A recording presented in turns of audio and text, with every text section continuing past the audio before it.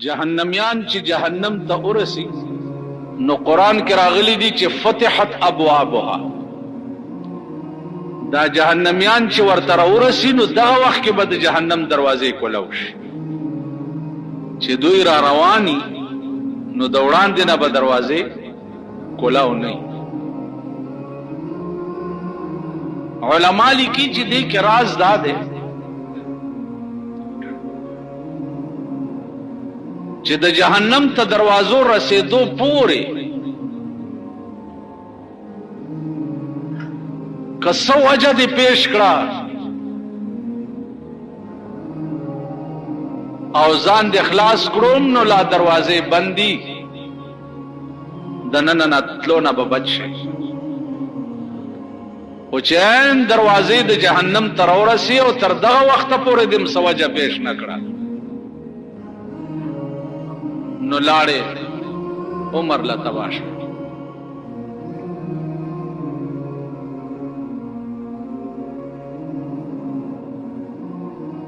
دا الفاظ د قرآن دي. وسیق الذین کفروا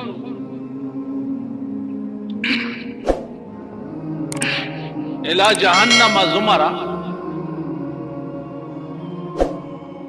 حتى اذا جاءوها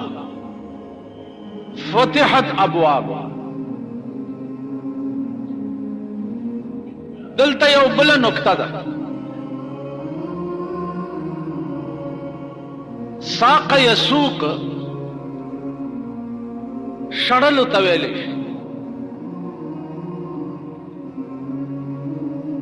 دا جهنميان چې دینو دا ملائکې به شړی ټیلې به ورکوي چې زر زي. اوس دغه الفاظ الله د جنتیانو متعلقم ویلي. وسیق الذین کفروا الى جهنم زمرا. دغه ساق یسوق ماده ده الله د جهنميانو متعلقم ویلي دي او دغه ماده ده وسیق الذین اتقوا ربهم الى الجنه زمرا. نو دغه شړل او ټیلوال د جهنميانو متعلقم قران ویلي دي او دغه شړل او ټیلوال د جنتیانو متعلقم قران ویلي. نو ګوره که جهنمی له ملائکې ټیلې ورکوي نو داغه د شان سره خدا مناسب دي. ځکه چې جهنميان به بی عزت خلقي او بی عزت خلکو له ټیلې ورکول چې دي نو دا خکار. اوس جنتیان چې دي دا خو به معزز خلق دي. باوقار خلق وي با عزت خلق وي. نو عزتمن سړی لا ټیلې ورکول د ملائکو چې دي دا خدایي توهین دی او داغي بی عزتی ده. لکه اوس ګوره د جمعات کې یو سړی کېړای پټی کړي چې کېړای پټی کړي نو تاسو ټول جمعات پر ټول شي. څوک ولا سپېړه ورکوي څوک ولا ټیلې ورکوي څوک جمعات نه بار غورځوي. نو په کار دی ور سره کړه ځکه هو غل دی کېړای پټی کړي.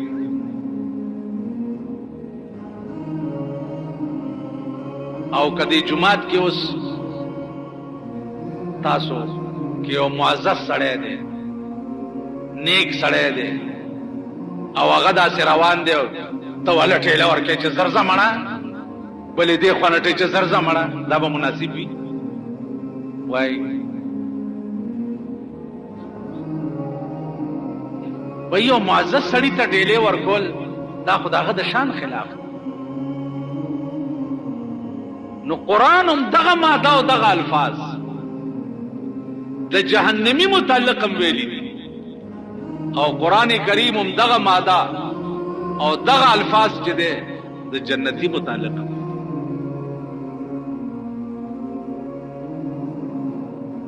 علماء وايي چې چاله ټیلا ورکول چې دی په دوه قسمه. اوس خدای دې وکړي چې تاسو به یو چاله ټیلا ورکول دی چې غرض یې د هغه بې عزتي وي.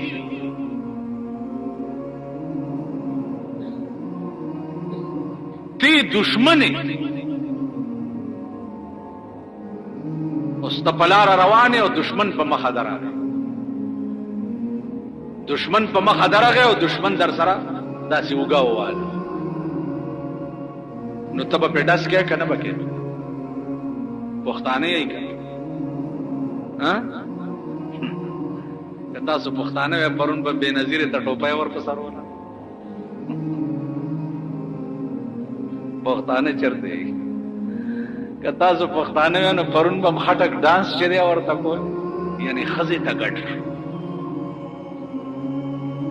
یو میاشت ریهرسل کې چې وزیر اعظم به راځي هغې ته به پام کوئ چې چېرته په ډانس کې هم خپمه غلطه نه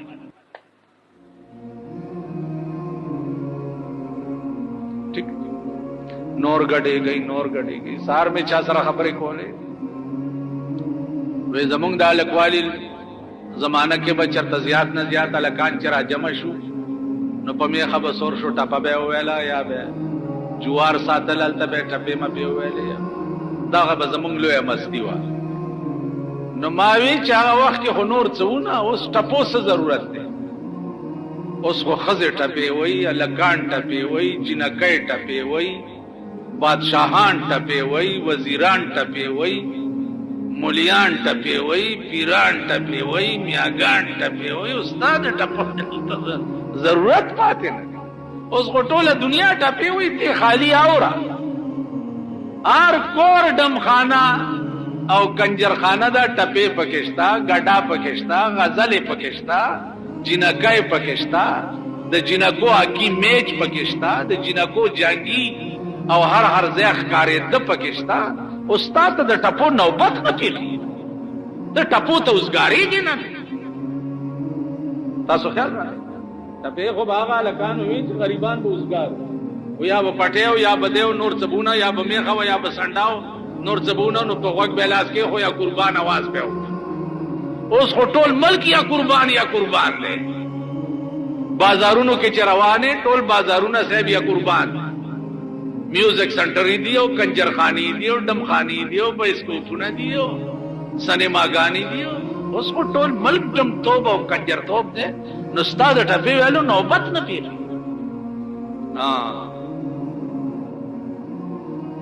هغه ټپه بم چې چا وویله په دې پلوسۍ کې مخدرزي پلوسۍ ورته وایي. یو مولانا صاحب ډېر لوی معلم او ډېر پاک انسان، کوڅه کې یو هلک په میخه سورو او روانو او دا ټپه یې وویله چې ستا یارانه ډوبه جاله ده، ډوبې جالې ته وارخطا ولاړه یم. مولانا صاحب جومات نه ورمنډه کړه او دا میخې پیزوانې ونیوه، د هلک ته یې وویل چې دا څه دی وویل دا بیا ووایه. او ویرېدو هغه هلک وایي چې ما ویل ووایه درته بیا ویل ما دا وویل چې ستا یارانه ډوبه جاله ده، ډوبې جالې ته وارخطا ولاړه یم. نو مولانا صاحب د کوڅې نه په جړا جړا جومات ته راغی او په سجده پرېوت چې وا خدایه نو د قبر یارانه خو داسې ډوبه جاله ده چې زما ورته ډېر وارخطا. هلک ټپه څه پورې ویلې وه او چې کم نیکانو هغې ته مطلب څه واغست. وی بچیا ټیک دی ووی د قبر یارانه داسې ډوبه جاله ده چې زما ورته ډېر وارخطا. نو عرض مې دا و جي چې پښتو یا غیرت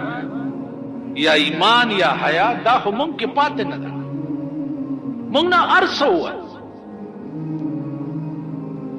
اوس خالي پښتو ژبه پاتې ده چې مونږ یې وایو. کومو کسانو له چې لږ انګریزي زیاته زده کړې ده هغه ته وګورئ نو هغه خبرې چې کوي نو وایي دا لفظ به زه انګریزۍ کې ووایم پښتو کې ماته نه راځي. په هغه پښتو کې لفظ ویلو باندې بیا شرمېږي. نو دا به ختم شي. خیر به هر تقدیر عرض داو چې دغه یو ماده ده، نو یو ټیله ورکول دي سړي ته د دشمن، او یو ټیله ورکول دي سړي ته د دوست. د چې په کلي او په وطن کې په لاره روانې او ستا دشمن ستا مخې ته راشي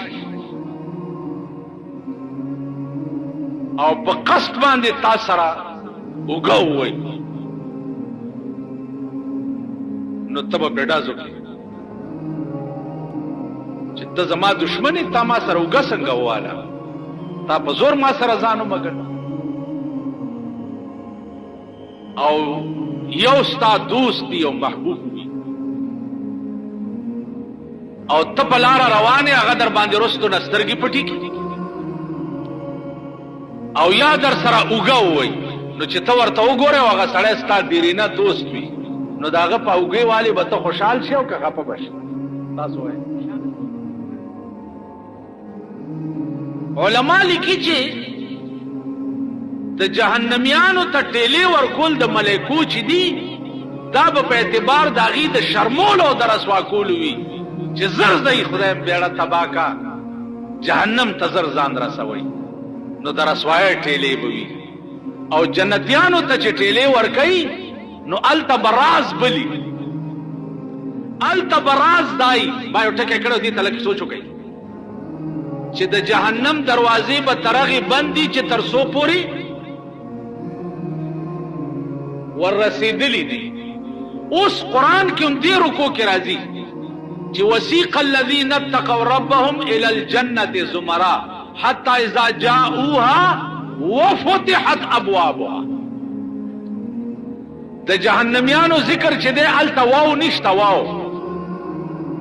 او دلته واو دی. فتحت ابوابها،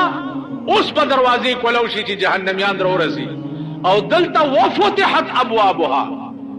د جنت دروازې به دوی د قیامت د میدان نه لا را روانم نه چې د جنت دروازې به ورته لري. تاسو خیال راغی؟ ماشاءالله پوه شوي به. وفتحت، اوس دې رکو کې ګورئ، وسیق الذین کفروا الى جهنم زمرا حتى اذا جاءوها فتحت ابوابها وقال لهم خزنتها الم ياتكم رسل منكم يتلون عليكم آيات ربكم وينذرونكم لقاء يومكم هذا. وبدبخت وکبخت، تاسو له څوک نه راغلي چې تاسو يرولي وي، پوي کړي وي، چا نه وي پوي کړي، دا کم ځای له راغلی. دا به په جهنم کې ملایکې ورته بیا وسیق الذین اتقوا ربهم الى الجنة زمرا حتى اذا جاءوها، چې دا جنتیان د جنت دروازو ته راورسي، نو وفتحت ابوابها، دا دروازې به د وړاندې نه ورته لري. نو دا ملایکې به په لاره ټیلې دې د پاره ورکوي چې هغې کې به وجه بلئ د جنت د میدان نواله د جنت ته دروازې پورې، د قیامت د میدان نواله د جنت ته دروازې پورې به د جنتیانو ته دائیں بائیں لارې سجاو شوي وي، ګلونه به وي، بوټي به وي، فرشونه به وي، چې په دې به دا څه چلي، جنتیان به پرې را روان. نو دا جنتیان خو به سپېره وي زمونږ او ستاسو غوندې که خدای وکړي. اوس خو به دا سپېره ټول جهنم دی. دا خدای ورک کړه، دا سپېرو نه جنت له څه کار کړی دی. نو دنیا هم تباه ده او آخرت هم تباه ده. دې سپېرو په دنیا کې ګارنټي سره لیدلي دي او قالینونه به یې سره دي، نو کله به یو قالین ته ګوري، کله به ملایکې به ټېلې ورکوي چې خدای دې ورک کړه، دا عارضي غوندې خوندونو ته مه ګوره، اصلي ته ځان رسوه. دا ملایکې به ټېلې په دې نیت ورکوي چې دا ګارنټو د قالینونو د سجاوټ ته مه ګوره، هغه اصلي شی چې ستا انتظار کوي چې جنت دی که نه جي، دغې ته ځان زر رسوه. نو د ملایکو ټیلې به په دې نیت وي جنتیانو ته او د ملائکو ټیلې به په دې نیت وي جهنميانو. نو د جهنميانو ټیلې به په اعتبار د هغې د رسوایۍ او د هغې د ذلت وي، او د جنتیانو ټیلې به په اعتبار د هغې د عزت او د هغې د دوستۍ. اوس دروازې ته چې ورسي نو دروازه کې به د دې سلامي کی. وقال لهم خزنتها سلام علیکم. الله. وقال لهم خزنتها سلام علیکم طبتم فادخلوها خالدین.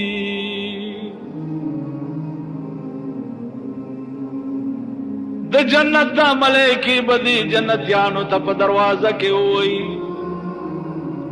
سلام علیکم،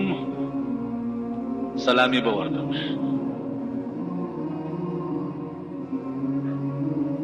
وقال لهم خزنتها سلام علیکم طیبتم، تاسو ډیر پاک خلق یې، تاسو ډیر معزز او مشرف خلق یې، په تاسو دې سلام. فادخلوها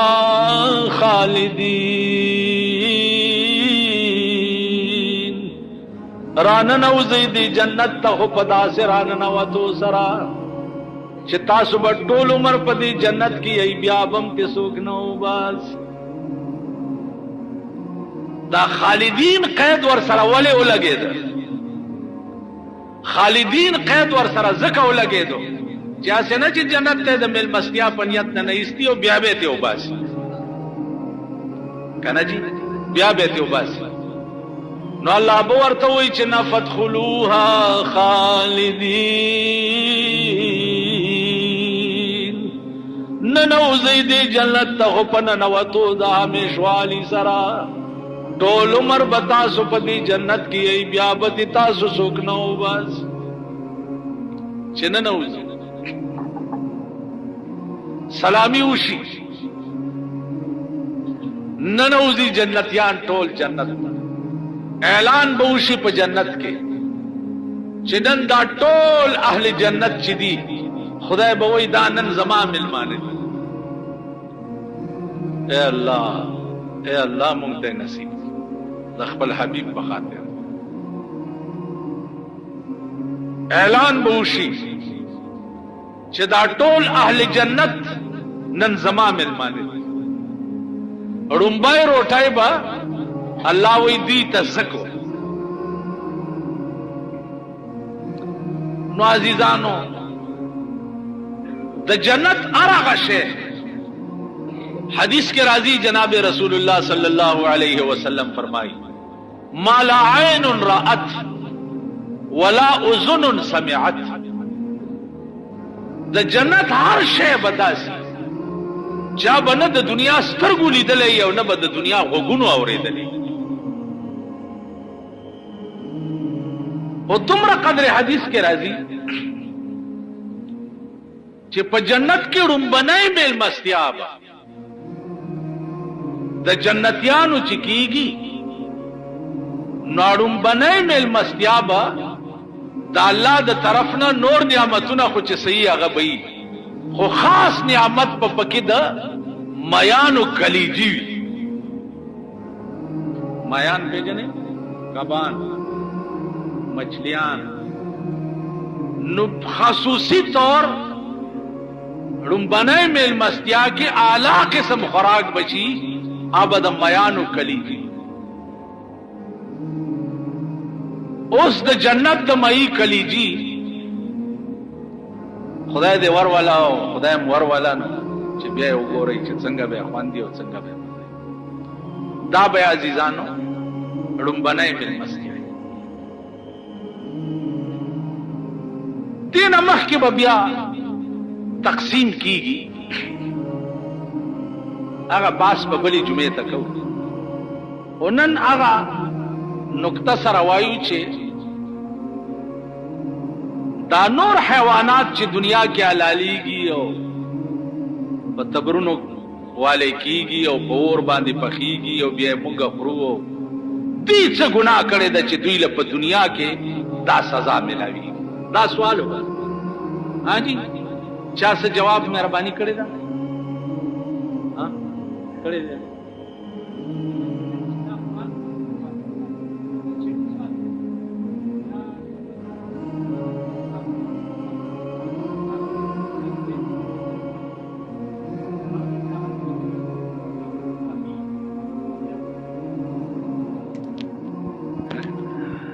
یو مهرباني دا کوي دا بعض سوال جوړول چې زما غرض پکې دا نه چې هغه کې زما توبه نعوذ بالله د علماء او بیزتی غرضی یا سیاسی. زما غرض صرف تاسو کې یو درد پیدا کولی چې د دین د لپاره علماء په څیر وګرځي او تاسو یو احساس تاسو خیال دا تبلیغ والا نه دي، تبلیغ والا دي کې یو درد دی، یو درد پکې پیدا شي چې هغه درد دای چې د څاوري دلی او د سز د کړي نو دا درد دی پکې چې دا زبل چاته مخه او بل چاته بیان کما. نو دا درد د تبلیغ والو کې خدای پیدا کړی دی چې خبره در سره کوي نو درته به وي چې حدیث کې دا راغلی، رسول الله صلی الله علیه وسلم دا ویلي، مولانا الیاس رحمت الله علیه دا ویلي، فلانی دا ویلي.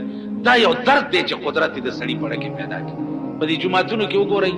دوی دوه کسا درې کسا څلور کسا ناس دي، یا ورته بیان کوي نور ورته ټیټ سر نیولې. نو زما صرف داسې قسم یو درد ستاسو وړه کې پیدا کول. د دې دا مطلب نه دی چې زما د چا بیزتی کول غرض. عزیزانو د دې جواب دا دی چې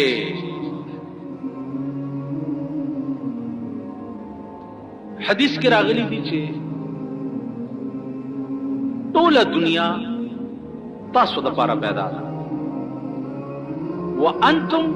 للآخرة، او تاسو د آخرت لپاره پیدا یې. دا ټول کائنات تاسو د لپاره پیدا ده او تاسو د آخرت لپاره پیدا یې. لکه یو بزرګ وایي چې سارا جہاں تیرے لیے، سارا جہاں تیرے لیے اور تو خدا کے واسطے، سارا جہاں تیرے لیے اور تو خدا کے واسطے. ټول جہان تا د پاره پیدا او ته د چا د پاره؟ ته د خدای د پاره. الله وی دا هر څه ما ستا تابع کړی دي او تب سماتا بھی. نو سارا جہاں تیرے لیے اور تو خدا کے واسطے. ټول جہان تا د پاره ده او تب خدای د پاره. نو ټول جہان تا د پاره دا معنا چې د اسمکم تعالی اسمانونو تعالی غواګانې میخه ګډان چرګان میان وغیرہ وغیرہ وغیرہ دا ټول تا د پاره او ته خدای د پاره. اوس غویان ګډان میخي چرګان وخان وغیرہ وغیرہ دا لالول او خوراک دام قدرت تا د پاره پیدا کړی، دا ستا غذا ده. اوس زما راز پکې داو چې دوی ته تکلیف کیږي دا لالولو او د وریتولو او پور د سوځېدو. نو دوی ګناه څه کړی؟ د دې لنډ غوندې مثال لنډ تاسو کې به ډېر خلک داسي چې اپریشن یې وکړي کړی دی. تر چا در کې اپریشن کړی؟ خېټې اپریشن، د غوږ اپریشن، سترګې چا کړی؟ در ټول جوړ یې. که تاسو نه یې کړی پلارانو به هم کړی، ترونو به هم کړی، اسپتال کې به هم لیدلي. اپریشن ټیټر ته چې مریض نه نباسي هلته یو ټوپی ده چې داسې کي ورته سړی بالکل بېهوش. دې ځای نه تر دې ځای پورې سړی سیري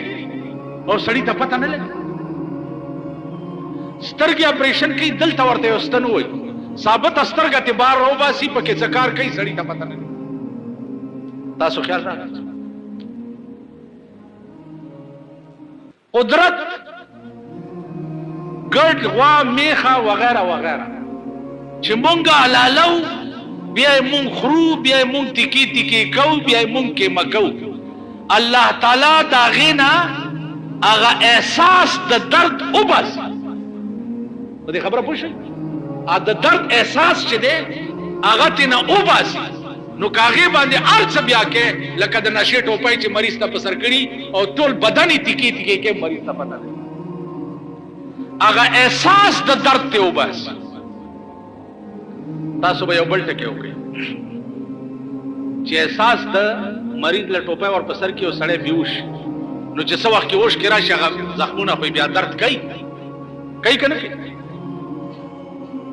تاسو خیال راغی دا عارضي نشه وي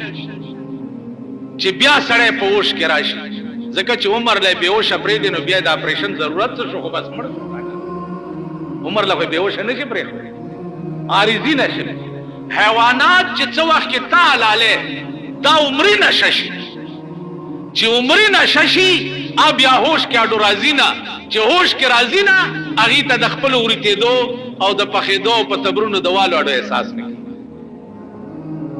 نو الدنیا خلقت لکم وانتم خلقتم للآخرة دنیا تاسو د پاره پیدا ده او تاسو د آخرت لپاره پیدا ده دا نقطه چا لیکلې ده دا ځکه نه خیمه چې پرېږده چې دا سوالونه پوښتنو کې چې کوم کتاب کې لیکلي کوم کتاب کې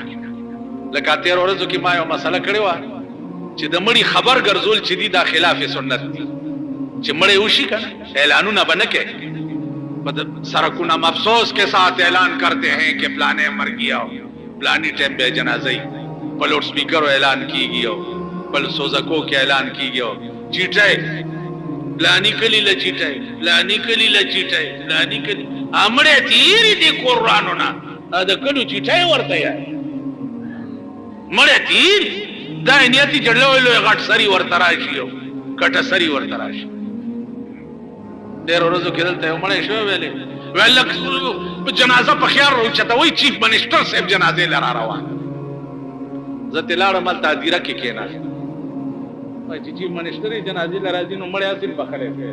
بیا موږ ته څه ضرورت دی زه لاړم هلته هدیره کې کېناستم ویل لږ په خیال یې راوچته وایي چیف منسټر صاحب جنازې له راځي ای خدایم خوار که چې خوار شي ای ظالمان جنازې له خو هغه خلق پکار دي چې د چا زړه ووایي چې خدای ویې بخښي زړه یې دا خانان نوابان دا منسټران دا په دې نیت راځي چې ستا مړی دی خدای وبخي دا په دې نیت راځي چې ووټ له به ولا سبا بیا راځم چې ووټونه رانه راځي او په دې نیت راځي ستا مړی دی خدای بیخ بنیاد وباسي لکه چې وتی دی په دې نیت تاله راځي اوس مونږه چې ستا مړي له قبر وکنستو په تبارک الذی مو ویلا مونږ له د سپي په نظر نه ګوري خو چې خان او نواب راشي ټول ورته ټوکرای ټوکرای کېږي چې هله دواله راغلی تاسو مړي مو غرق دي او ژوندي مو غرق دي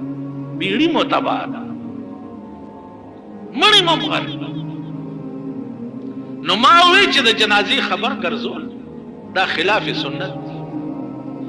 سړی را پسې راغی زموږ د کلي ملیان را ټول شوي دي چې کوم کتاب کې دي کتاب دې وښیي او کتاب دې وښیي مال خبر نه یم ویل دا وایي چې کتاب دې وښیي کتاب نامه مې چې ورته ولیکله مال ورته چې دې کتاب کې فصل الجنائز دې کتاب کې او دا الفاظ دي چې ويكره اعلام المیت فی الاسواق والمحلات ولی د دې تعرض راځي دا حدیث سره چې پیغمبر ویلي دي چې د مړي په خولو کې به تلوار کوي نو چې په اعلانونو وخت ځای کې هغه حدیث باندې بیا عمل نه راځي تاسو خیال راغی چې کتاب نامه وروړه خاوه دا کتاب موږ ته معلوم نه بس یخ کا کړ کې خبره دا ده عزیزان چې دا درته وایم نه چې دا نقطه چا لیکلې ده او قدرت به هغه حس د دینه وباسي لکه د اوس لړم سړی وچیچي پخوا به چې سړی لړم وچیچلو اله ویل به پیشترې وخوټ کوئ پې د پاسې وتړئ او دم چې دی اله دا ځای کلک ورته وړئ او میا صاحب لی ورولئ او میا صاحب زهر ډېر پاس ختلي دي زهر ډېر پاس ختلي دي زهر ډېر پاس ختلي دي دا یو بل کیسه وه ته پوه اله مضبوطې ختلي دي پې د پاسه بیا کپړې راټولولې اوس لړم دی وچی چې راشي او ستنده زلوکین ورته وي بس هغه ځای کې درته داسې یو چخوام نه به لړمي او نه به تاسو خیال نه لړمي او نه دا میرګي نه دي میرګي چې به سړي راشي اله ویل میرګي دي پلاني دغه ته بوځي چې پاکوټ کې ورننه باسي او پاکوټه کې دننه کې او پیریان دي او دیوان دي او پلانیان دي او ډنګړې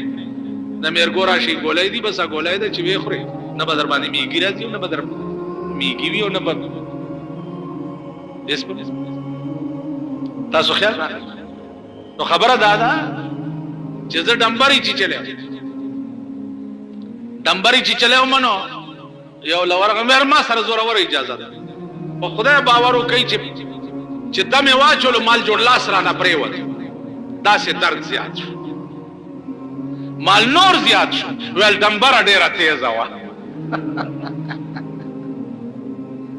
مال ډمبر تیز نه وا دا هغه دم دی چې اخون پنجو سے پلار روانو طالبان ناس تو روټای سپور وا ترکاری نه وا ولکه ترکاری نشته و اوسه ول راوړی دا منګوټه چې منګوټه راوړو درې ځله کول هو ویل او پیچو فکر ول زئی خوري چې ګوري د منګوټه د غوړو ډکته سوچا غوړي طالبان په شروع شو ولکه لک سبا ته پرې دی سبا له چل پرې دی خدا کول هو مونږ تم یاد ده بس په چوفکو به غوړي کیږي سبا چې منګه راوغست کول هو وای په چوفکې نه غوړي کیږي وای په چوفکې نه غوړي کیږي اخون پنجو سره رحمت الله علیه بیا راغله ولکه بیا څه چل دی ویجو ما کول هو په مونږ هم چوفکو غوړي کیږي نه ول بچیا قل هو مغه د خپل د اخون پنجو نه ده دل خپل د اخون پنجو پکا په دمونو باندې اسمان هم زمکه ترازی لړم او مار څه شه دي خو دې د پاره هغه خپل پکار ده زمون خپل هغه دي تاسو خیال راغی خپل زمون هغه دي نو په دې بوس ماشاءالله پوي شي وي چې حیوانات موږ د پاره قدرت غذا پیدا کړي او دا غذانا هغه د درد او د تکلیف حس چې دی هغه به قدرت وباسي نو چې د درد حس دی وباسي لکه د نشي پستنی د سړی نه د درد حس وزي نو هغه درد بیا نه محسوس کوي نو دغه سبا د حیواناتو نه د درد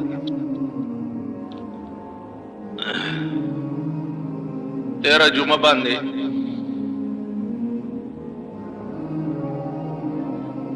د قران کریم یو نقطه باندې ستاسو په مخ کې یو باس کړي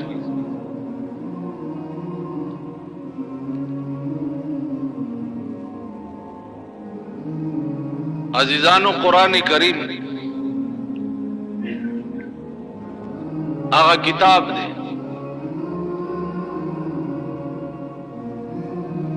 چې تر قیامت پورې به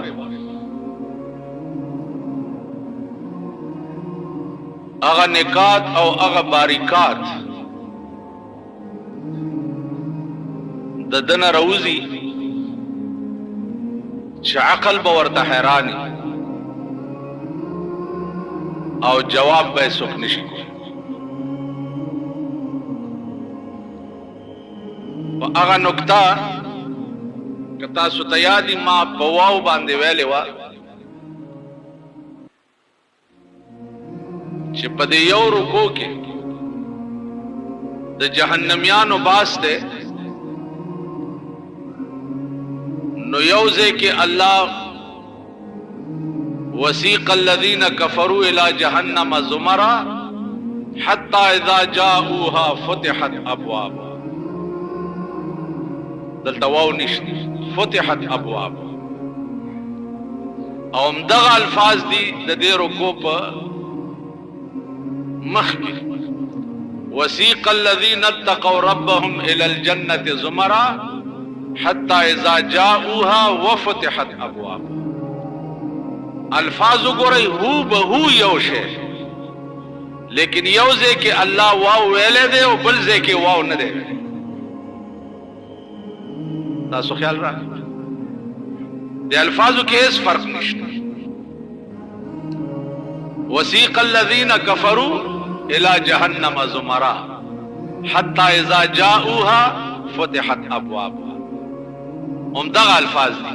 वसीक़ अल्लज़ीना इत्तक़ौ रब्बहुम इलल जन्नति ज़ुमरा हत्ता इज़ा जाऊहा वफतिहत अबवाबुहा। नहू बहू दगा अल्फाज दी द दे रुको पर निस्फ़े अवल की और दगा अल्फाज दी द दे रुको पर निस्फ़े आखिर। नु दे के राज सो राज दाओ च द जहन्नमियानो तजर जहन्नम रा रसे दो पूरे बद जहन्नम दरवाजे बंद। गरज बपके दाई च पदा दुमरा लोयर लार रा रवाने कत्सो वजह दे जान खलासोलो पैदा करा नो दरवाजे ला बंदी दनना बलाड़ नशे वो चरौरा से वजह पैदा न के नो बस घर कम और जन्नतियान जिदी वो फतिहत अबवाबुहा दे दामाना च जन्नत दरवाजे बा लादा हशर प मैदान के जन्नतियान रा रवानम नहीं और जन्नत दरवाजे बा वर्ता को लो नो दागा निकात द कुरान दी च तर क़यामत पोरे बा खलासी की द रसूलुल्लाह सल्लल्लाहु अलैहि वसल्लम जमाना वा यो सड़े दे खपल दोस्त सराय झगड़ा होगा दोस्त सराय झगड़ा उकड़ा पर झगड़ा के वर्ता हुई छे वल्लाहि ला उकल्लिमु मअक हीना खुदा कसम चियो हीन बदर सरा खबर नकुम हीन दा हीन लफ्ज कुरान के देर जाय के रागले सौरजी 13वीं सड़क पेमान दा खुजमा दोस्त है उत सरा बज खबर संग न नो लाड़ो अबू बकर सिद्दीक रजी अल्लाह ताला अन्हु और तयरी चे माँ जी कसम खड़ले दखपल दोस्त सरा द खबरो ना संगा कसम दे खड़ले चे वल्लाहि ला उकल्लिमु मअक हीना यो हीन बदर सरा खबर न को नो ये सिद्दीक उस से चलो कम वर्तेवे चे सलवेख काला बवर सरा खबर न के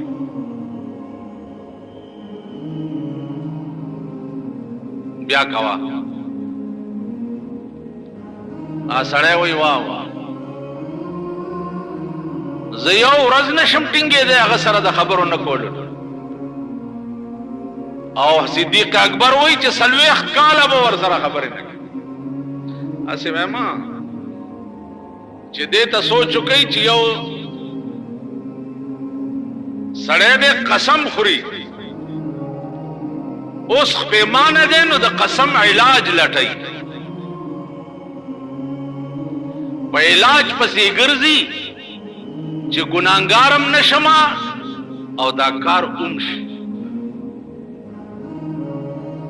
उस खुद पुख्तनों पर दे खुलके आगा गले शेवे दे कसम खुदा रास्ती हो कसम प खुदा हो माँ दे खुदा हुए हो प खुदा में दे कसमी हो द खुदा प जात में दे कसमी हो प कुरान में दे कसमी हो प पैगंबर में दे कसमी हो प ताकाल साहब में दे कसमी हो प बाबा साहब में दे कसमी हो उस खुद पुख्तून खुला न दा ढेरान मुंग न दा तोर गुंगटान पीजने हाँ तासो द कम मल्क खलक जमा मखे तके नहीं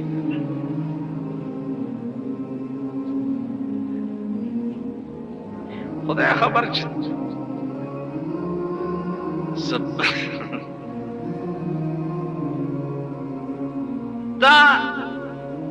جمی کې به پخوا دی واخو کې خلق د جماعتونو کې واخه اچول نو چې دا جمع به په وتو شو نو دې کې به تور ګونګټان پیدا شو هغه تور ګونګټ داسې شی دی چې لاس ولا وروړي نو پوسکی اچوي چې ګوتې دې ورپورې ولګي نو ګونګټ پوسکی اچي هغه ګوتې ته بیا سپېږمو تکا نو منډه به ووایه د ډېر څښاپ وي نو مونږ هغه تور ګونګټان خو چې ګوتې راوړي پوسکی اچوي چې خبره کوو کنزل به کوو که خبره کوو بکواس به کوو خبره کوو قسم به خورو ته نن وګوره دنیا طلاقیان دي دنیا طلاقیان خبرې د پاسه وایي چې ښځه به په 3 کاڼي طلاقه ساتم خبرې د پاسه وایي نو د 3 کاڼي طلاق دا معنا ده چې دا ښځه په ده داسې حرامه شوه لکه مور او خور په ده حرامه دا به هله په ده روا کېږي چې دا ښځه بل مېړه وکړي او ورسره شپه تېره کړي ای بیا طلاقه کی بیا 3 میاشتې عدت تیر شي هغې نه بعد به ده ته روا کړي خبرې د پاسه دا د طلاقي 3 کاڼي طلاقه ساتم ښځه به راباندې طلاق کوي ښځه به طلاق کوي دنیا مال راشي ما خیال دی ورځ بیا ورته داسې کیس راځي جی په غوسه کې وم او بلکل پوه نه شوم او جی ډېر په غوسه کې وم او بس خولې نه مې ووته 1 2 3 خو جی بل ورسره یو بل حرامي ځان سره را روان کړ نو ورسره چې جی غوسه کې بلکل دماغ کار نه کول نو ما ورته وی چې په ایمان ووایا چې طلاق سړی په غوسه کې ښځې له ورکوي او که په رضا سړی یې ورکوي زه تاسو ووایم خپله ښځه په رضا څوک خوري خو غوسه شي نو ورکوي یا طلاق کړ وی جی نو ډېر په غوسه و مال ډېر یې کور وران شو که خیر بیړي غر کړه اوس نه کېږي نو عرض مې دا و عزیزانو چې قسم یې خوړلی دی د ایمان ته ګوره قسم یې خوړلی دی اوس علاج لټوي حکیمانو طبیبانو پسې ګرځي چې علاج به څه نو صدیق اکبر ته علاج ته راغی هغه ورته وی چې ته ورسره 40 کاله خبرې مه کوه راغی حضرت عثمان رضی اللہ تعالی عنہ یا شیخ حلقت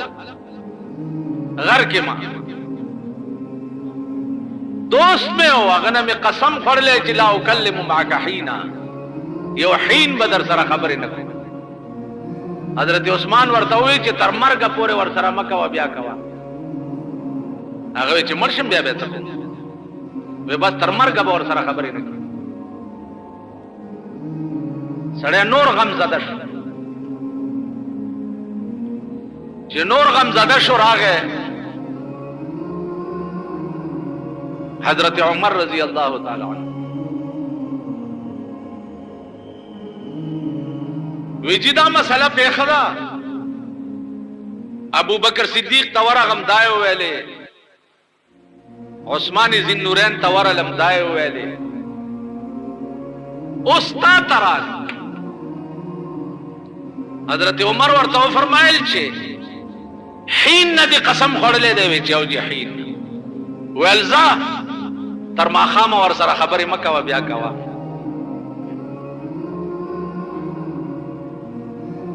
سړی خو ډېر خوشحال شو خوړه کې ولا رااله چې راشه څلورم ځل رسول الله صلی الله علیه وسلم تم ورشه کده دی ماخام نام لګا را لنډه شي خبره تاسو خیال راځي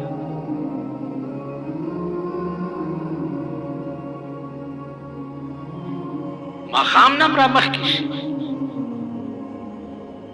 دا رحمان بابا خبره واچي جړلې چا ورته لوبه ګوره دوستي جاړې ورپسې ودی کال پس خو به وګوره ناغه ورته وی چې زه د یار په دې دنز کا شتابي کړما زد یار په دیدن زکه شتابي کړما چې د عمر بقا نوینم تر کالا زد یار په دیدن زکه شتابي کړم چې د عمر بقا نوینم تر کالا تلوار زکه کوما چې تل کالا پورې بجوندې سوکي په دې خبره پوه شوي زد یار په دیدن زکه شتابي کړما چې د عمر بقا نوینم تر کالا عاشق سړی چې هغه چرته فراق د محبوب چې دی هغه ګواره کولی شي یو عاشق دی شپه او ورځ ګرځي د جناب رسول الله صلی الله علیه وسلم په تلاش کې چرته د یو مولا مسله واورېده د مرګ نه وروسته په قبر کې به سړی ته رسول الله صلی الله علیه وسلم ښودلی کېږي هغه ویل ها وی سړی چې مړ شي نو په قبر کې په ړومبۍ ورځ د رسول الله صلی الله علیه وسلم ذات اقدس به ورته ښودلی کېږي نو دا سړی وایي چې سنا ہے قبر میں سنا ہے قبر میں ملتے ہیں نبی سنا ہے قبر میں ملتے ہیں نبی اجل کی اس لیے ہم انتظار کرتے ہیں دا میں اوریدلی چې په قبر کې جناب محمد رسول الله بخودلی کېږي نو اجل کی اس لیے ہم انتظار کرتے ہیں دا اجل انتظار کوم چې خدای زر راولا چې زه مړ شمه چې د رسول الله صلی الله علیه وسلم تصویر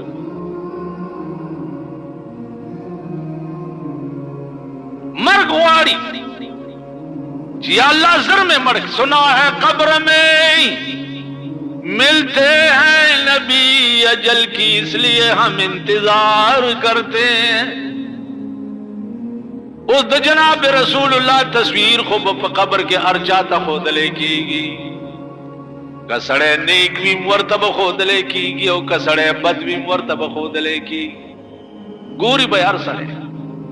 او سوال به ورسره دی چې ملایکې به ورته ووایي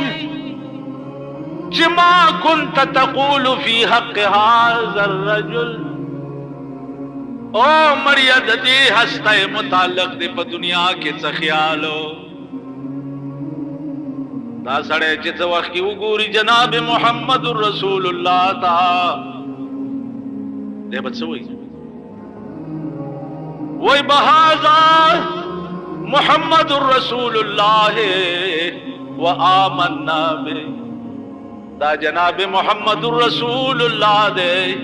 او دا غاستی دا چې ما په دنیا کې به ایمان راوړیو ملائکه به ورته وایي چې نیک او د نیک بخت بچیا و نیک خصلت مونږ ته وړاندې نه پته وه چې ته به همداسې جواب راکړي اوس دا قبر دی وګوره چې څومره درته کولاو شو که د دې نه زیات ضرورت چې نورې کولاو دی به راپاسي د مازدیګر ټیم به چې مونځ کوم ملایکې به ورته وایي نوم که نومت العروس اوده شه په دلته په شان د اوده کېدو د ړومبۍ شپې د ناوې مونځونه همغه و چې دنیا کې دې کړي دلته د مونځونو حاجت نشته داسې به او داسې خلق به مې چې ما كنت تقول في حق هذا الرجل و بدبخت د دې هسته متعلق دې په دنیا کې څه خیال دا مړی به ورته وایي ها ها لا ادري آی هاي په خدای قسم که زه خو یې پېژنما نو چې د قبر غوندې ځای وي او د قبر پولیس درنه ګیر چاپېر ولاړ وي او د خدای غوندې عدالت وي او ته په دغه وخت کې وایې چې زه محمد رسول الله نه پیژنم، څه حال به دی، څه حال به جوړ شي. ملائکې به ورته وایي بیا ورته وګوره، ما كنت تقول في حق هذا الرجل، او بدبخت د دې سړي متعلق د دنیا کې څه عقیده وه. دی به بیا ورته وایي ها ها لا ادري، ها ها مانا هاي هاي زه خو الله کدا پیژنم. نو ملائکې به ورته وایي چې او پلیته او مرداره مونږ ته د وړاندې نه پته وه چې ته به همداسې جواب کوې. نو ځمکه به پرې راوچته شي، نو دا پختی به په یو بل کې ننباسي. حدیث کې راځي چې یو داسې اژدها به ورسره په قبر کې مقرر شي چې هر منټ بعد به یو ټک ورکړي، داسې ټک به ورکوي چې د دا ډوکي به په قبر کې ټوپونه وي. یا به ورته اور مقرر شي د جهنم نه، چا به قبر لور راځي او په قبر کې به هغه د جهنم شغلې دی سوځي. یا به ټول قبر د جهنم د کندو نه په باندې یو کنده جوړ شي. الله دې امان. نو عرض میں داو چې سړی بیمار دی علاج لټوي، دا خود عشاق و حال بئی کنا چې چا په ژوند د جناب رسول الله صلی الله علیه وسلم اتباع کړي. داسې بیاناتو اوریدلو د پاره زموږ وقار اسلامیک سټوډیو چینل سبسکرایب کړئ. په دې به تاسو ته انشاءالله العظیم ښایسته بیانات ملاویږي او د ګنټې نه نشان سره کلیک کړئ. خپلې بیانات تاسو ته